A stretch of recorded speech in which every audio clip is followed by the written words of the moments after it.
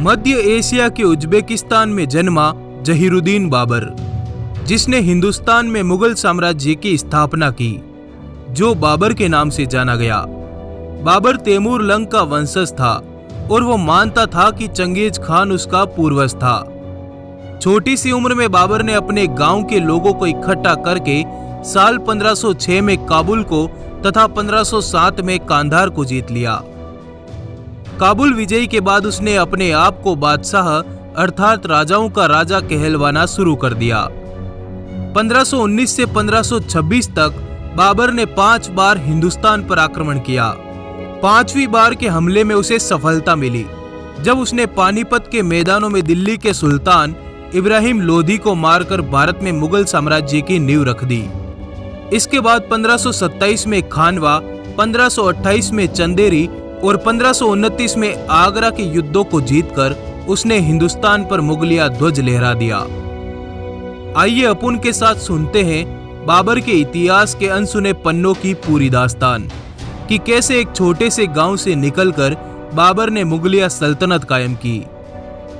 बाबर का जन्म फरवरी 1483 में उज्बेकिस्तान की फरगना घाटी के अंदीजान नामक एक छोटे से गांव में हुआ था। बाबर का पिता उमर शेख मिर्जा फरगना घाटी का सरदार हुआ करता था।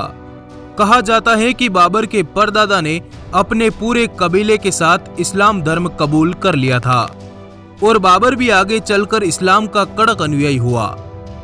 मंगोल जाति का होने के कारण बाबर ने अपने आप को मुगल कहा। बाबर की सेना में मंगोल, तुर्क, फारसी तथा पश्तो कबीले के सैनिक हुआ करते थे। कहा जाता है कि बाबर बहुत ही तगड़ा और शक्तिशाली था।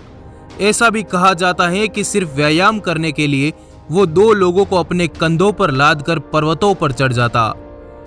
लोक कथाओं के अनुसार बाबर अपने राह में आने वाली सभी नदियों को तैर कर पार करता। उसने गंगा को 2 बार तैर कर पार किया।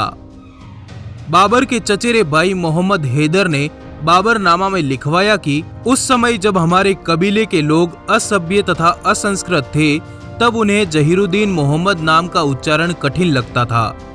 इस कारण हुजूर ने मेरे भाई का नाम बदलकर बाबर रख दिया। साल 1494 में अपने पिता की मृत्यु के बाद मात्र 12 साल की छोटी आयु में बाबर को फरगना घाटी का सरदार बना दिया गया। पर बाबर के चाचाओं ने बाबर को गद्दी से हटाकर उसे देश निकाला दे दिया। कई सालों तक बाबर एक से दूसरे गांव भटकता रहा। इसके 2 साल बाद बाबर ने अपने कुछ रिश्तेदारों के साथ मिलकर उज्बेकिस्तान के समरकंद शहर पर हमले करने शुरू कर दिए। लगातार 7 महीनों के करारे हमलों के बाद बाबर ने समरकंद शहर को जीत लिया। समरकंद जैसे बड़े शहर को जीतकर बाबर एक बड़ा राजा बन चुका था। अब बाबर अपनी सेना लेकर अपने चाचाओं को मारकर वापस फरगना घाटी पर अधिकार करने के लिए निकल पड़ा। पर बाबर को फरगना घाटी में करारी हार मिली, जिसके कारण उसके हाथ से समरकंद राज्य भी चला गया। पर साल 1501 में बाबर ने समरकंद राज्य को पुनः जीत लिया। कुछ साल राज करने के बाद उज्बेकिस्तान के एक बड़े बादशाह ने समरकंद पर आक्रमण कर दिया। इस युद्ध में बाबर अपनी सेना लेकर अफगानिस्तान की तरफ भाग गया और इस तरह समरकंद, जो बाबर के जीवन की सबसे बड़ी ख्वाहिश थी, एक बार फिर उसके हाथों से जाता रहा। अब बाबर समझ चुका था कि एक विशाल सेना के दम पर बड़े राज्यों पर हुकूमत कायम की जा सकती है।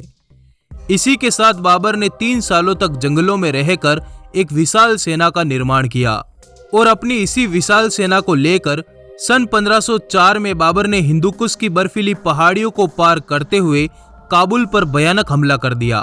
काबुल जैसे बड़े शहर पर बाबर की हुकूमत कायम होने के बाद तो बाबर अपनी बेकार किस्मत को बहुत अच्छा मानने लगा। कुछ दिनों तक शांति रखने के बाद बाबर ने अफगानिस्तान के हेरात शहर को भी जीत लिया। पर हेरात शहर में बाबर को कुछ नहीं मिला, जिसके कारण वो हेरात को छोड़कर वापस काबुल चला गया। बाबर ने अपनी जीवनी बाबरनामा में हेरात शहर के बारे में लिखा कि ये भूखों का शहर था। यहाँ पर मेरी सेना को 2 वक्त का खाना भी नसीब नहीं हुआ। ऐसा भूखा शहर मैंने अपनी बादशाहत के दौर में कभी नहीं देखा। हेरात शहर से वापस काबुल लौटने के 2 सालों के भीतर ही काबुल के लोगों ने बाबर के खिलाफ विद्रोह कर दिया। जिसके बाद बाबर को काबुल छोड़कर भागना पड़ा। पर जल्द ही बाबर ने काबुल के विद्रोह को कुचलकर काबुल पर वापस अधिकार कर लिया।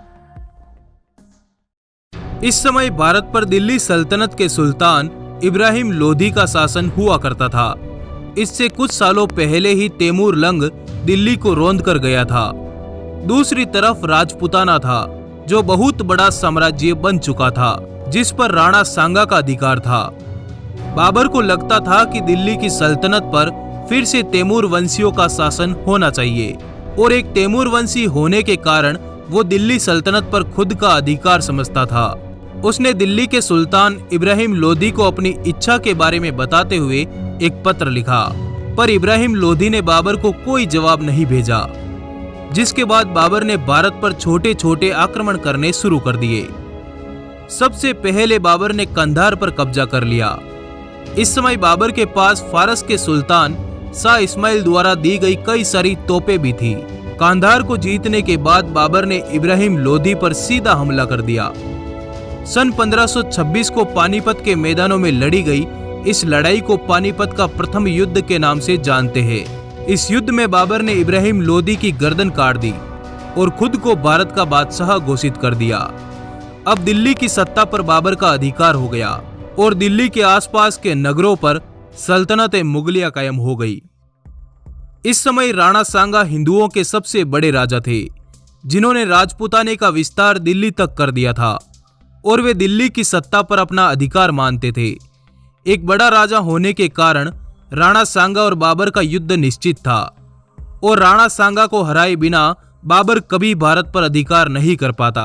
और इसी के साथ सन 1527 खानवा का युद्ध हुआ, जिसमें बाबर और राणा सांगा की सेना के बीच भीषण टकराव हुआ। बाबर अपनी तोपों के बल पर इस युद्ध में विजयी हुआ और दूसरा बड़ा कारण राणा सांगा इस युद्ध में सबसे आगे रहकर लड़े, जिस कारण उनके आंख में एक तीर लगा और उनके सरदार उनको युद्ध भूमि से बाहर ले गए। बाबर ने बाबरनामा में इस युद्ध के बारे में लिखा कि मेरा युद्ध हिंदुस्तान के सबसे बड़े बादशाह से हुआ। वो बड़ा ताकतवर था, उसकी सेना बहुत बड़ी और मजबूत थी, पर फिर भी हमारी तलवार की धार मजबूत थी। मेरी सेना ने उस बादशाह को युद्ध भूमि से ही बाहर कर दिया, जिसके बाद मैं भारत का अविवादित बादशाह बन गया। अब मुझे चुनौती देने वाला कोई नहीं। और इस तरह बाबर का भारत पर अधिकार कायम हो गया। आने वाले दिनों में मुगल वंश ने भारत की सत्ता पर 331 सालों तक राज किया। खानवा युद्ध के बाद बाबर ने चंदेरी के मैदानों में एक और युद्ध किया, जिसे चंदेरी के युद्ध के नाम से जाना गया। इसके एक साल बाद साल 1530 में 48 साल की उम्र में बाबर मर गया। उसकी इच्छा थी कि उसे काबुल में दफनाया जाए, पर पहले उसे आगरा में दफनाया गया, जिसके 9 सालों के बाद हुमायूं ने उसकी इच्छा पूरी की और उसे काबुल में राजाराम जाट द्वारा दफना दिया गया। दोस्तों, इस तरह बाबर ने भारत पर मुगल साम्राज्य की नींव रख दी। इस वीडियो को लाइक जरूर करिएगा।